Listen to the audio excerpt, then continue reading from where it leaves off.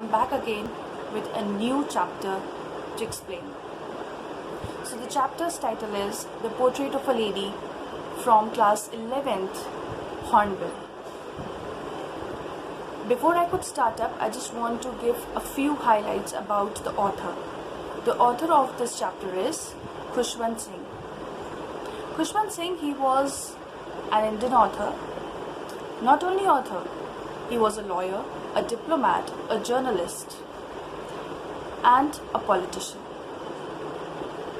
So it's about when partition of India happened in 1947. He experienced the partition and he was very touched by that, very devastated. And he wrote a very beautiful novel that was titled as Train to Pakistan, that was published in the year 1956. Now coming back to The Portrait of a Lady. Here in this chapter, the narrator, he tells us about a lady. He is portraying, that means he is telling about a lady, and the lady is his grandmother. So the title of the chapter, The Portrait of a Lady, it clearly justifies the story. Why?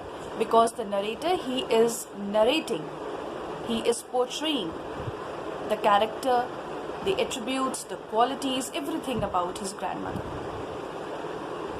So the story starts this way, that the narrator, he goes back into the flashback when he was a kid, and he starts up with a point where he tells that he was a kid and he used to live with his grandmother.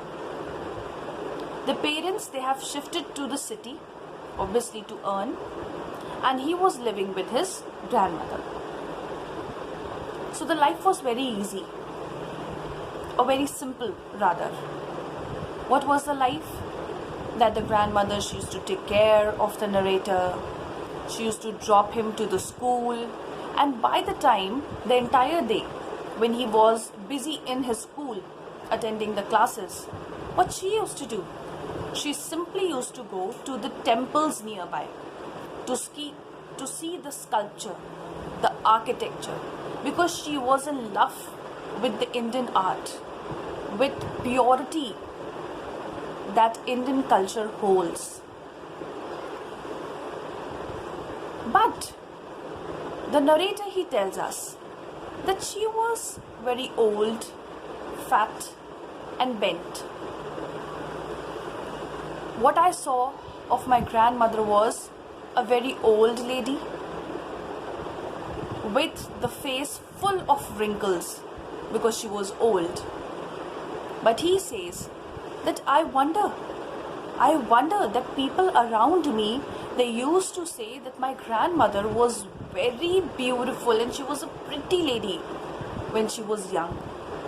But he says that it was very hard for me to believe that. Why?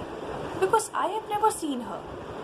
What I have seen is a fat old lady with the face full of wrinkles. So it's very hard for me to believe, though I find her beautiful. Now there is a difference between being pretty and being beautiful. What he says in the chapter, he expresses, he portrays that my grandmother, when I saw her in a relationship that I am her grandchild, her grandson, in that relationship, I actually found that my grandmother was a beautiful lady. She was having a beautiful grace in her personality. That is why she was beautiful. But people, they said that she was pretty. She was pretty in appearance. That I don't know, because I can't believe that. Then he moves ahead and he tells that those were the beautiful days that I spent with my grandmother. The days passed on, and one day the parents, they came and they just took them along with them to the city. So now they moved to the city. The life was different. The life was different. How? Now the narrator is going to a school, a modern school.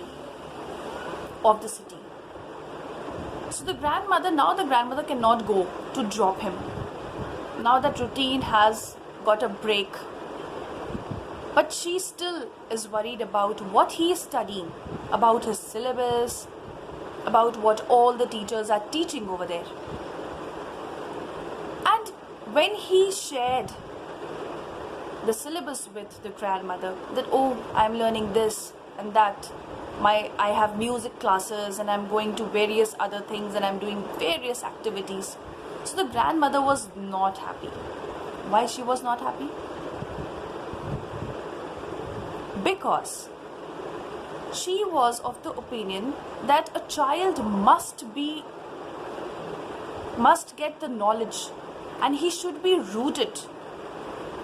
He should have that hold to his culture. And she was actually missing that none of the classes were for God or for spiritual things. They were actually missing it. Now the grandmother was not happy with the pattern of modern education and English, because the narrator is now studying modern science and English. His life has changed into this modern world, and the grandmother was actually not happy with that. She thought she had one more important opinion. She had the opinion that music is not for men, is not for boys. So she was not liking it.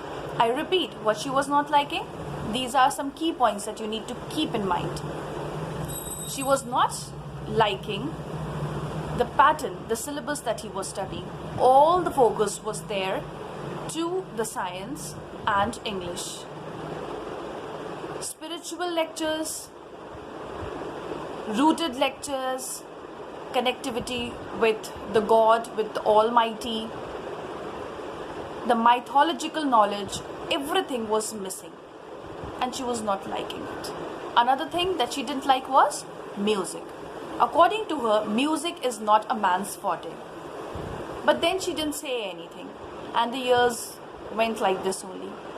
Now narrator has grew up and he's a big man. Now he has to go to the university. His school life is over. And now he has to go to the university. Again, the grandmother was not happy with this. She was not happy because who was her best friend? The narrator. She has spent beautiful times with the narrator, her grandson. But now she cannot stop. So she didn't say anything. She didn't express her emotions at all. She was all quiet. And even the narrator was knowing this, that I am going abroad now. I have to go out of the city. I have to go abroad to study. I'm going to have a college life. And it is approximately of 5 years. So the grandmother, she didn't say anything to him. She just kept herself quiet, calm, and she went to drop him to the station. When he was going, when he looked at the grandmother, he knew that it might happen. When he'll return, the grandmother, it's a big question mark. Will she be there or not?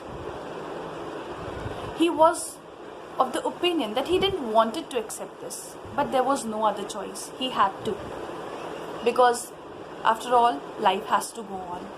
Whatever the situations are, whatever the things come in our way, whatever the time is, of whatever sort it is.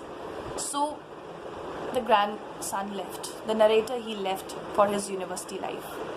Years went back, and after 5 years he came back.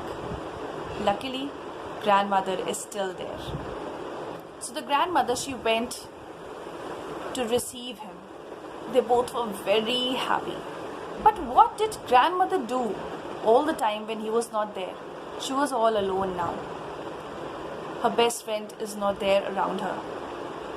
So she developed a new habit. She started feeding the birds. She used to sit in the veranda for a long time of the day, and she started feeding the birds. Now she had new friends. birds, sparrows, and so many. So when the narrator he returned back after 5 years of university, she greeted him and she sat down with few ladies to sing the songs and to celebrate his return. And with time to come, she fell ill because now it was her time to depart. She fell ill and she knew it. So she declared, she told it to the grandson that now my end is near and I am going. With days passing, she passed away. And now this beautiful lady about him the narrator has portrayed is no more. Her absence is being missed by the narrator and even by the sparrows, by the birds whom she fed. I hope this summary of the chapter is clear to everyone. So many people out there, they will agree with me. We have special relationship with our grandparents, and when they depart, we miss them. Those who are still having their grandparents, they have their grandparents, they are blessed. Please spend maximum time as you can with your grandparents.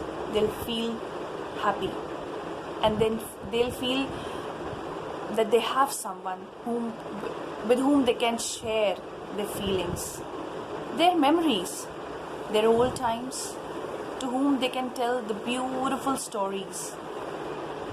Take care. Good luck.